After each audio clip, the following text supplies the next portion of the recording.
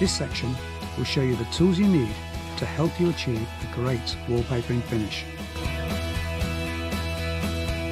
Okay, let's now look at wallpapering. Before we actually come on to the wallpaper, let's actually look at some of the materials we need and some of the products we need and some of the tools we need. To start with, we're going to need two buckets. One will be to mix our paste in, and the other one, with a nice clean sponge and warm water, is to actually clean the excess paste off of the skirting or off of the ceiling as we paper around the room. There are two types of paste. One is a powder mix, and a couple of things to consider here is, firstly, always read the instructions on the back. This will tell you how many litres of water you need in comparison to how many rolls of paper you're hanging. So it's to get the right mix, to get the right strength. When mixing this paste, use a good quality stirring stick and just gently introduce the powder into the water. By doing it slowly and gently, this will avoid getting lumps.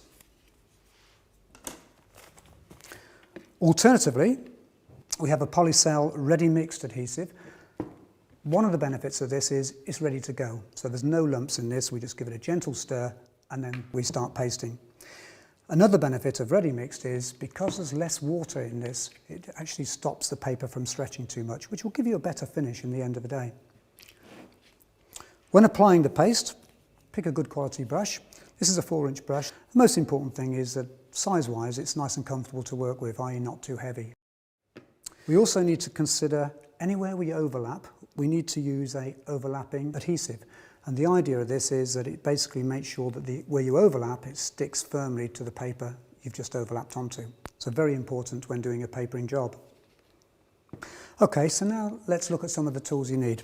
Firstly, you need a good quality tape measure for measuring your paper before we start. Then you're going to need things like a good quality scissors or a blade. Probably I would actually get both. A pencil to mark your lines as you go along.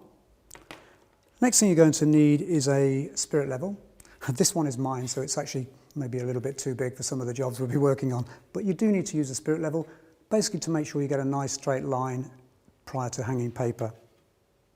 The benefit of an apron is that you'll keep all your tools together. So it's well worth considering getting an apron to have all your tools at hand. And then when it comes to actually applying the paper, we've got two options. We can use a wallpapering brush to smooth our paper, or we can use a smoother to smooth down our paper. Both of these will give you a really good, fantastic finish. The idea is to get rid of any bubbles.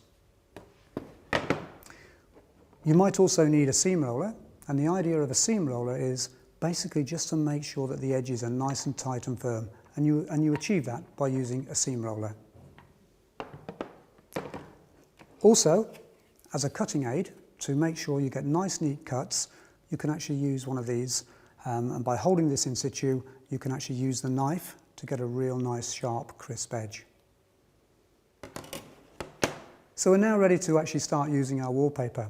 Prior to putting on your finished paper, it might be worth considering using a lining paper.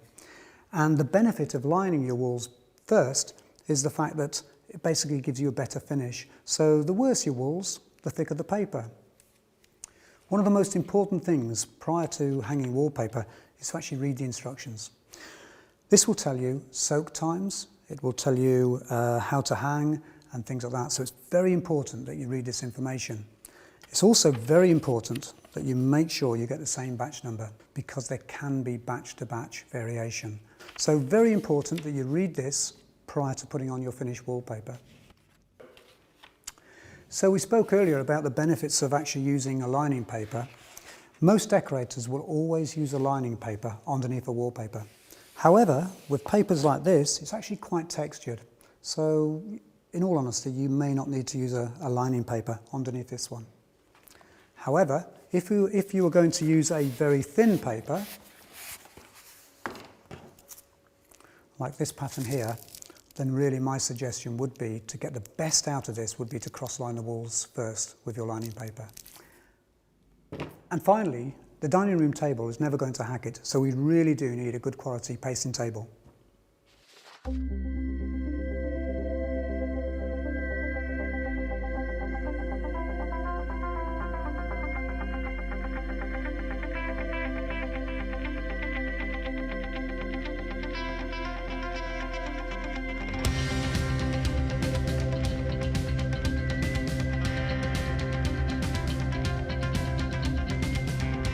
There are over 190 Dulux Decorator Centres, so for further advice and product information, call into your local store or visit our website www.duluxdecoratorcentre.co.uk, where you can also order online.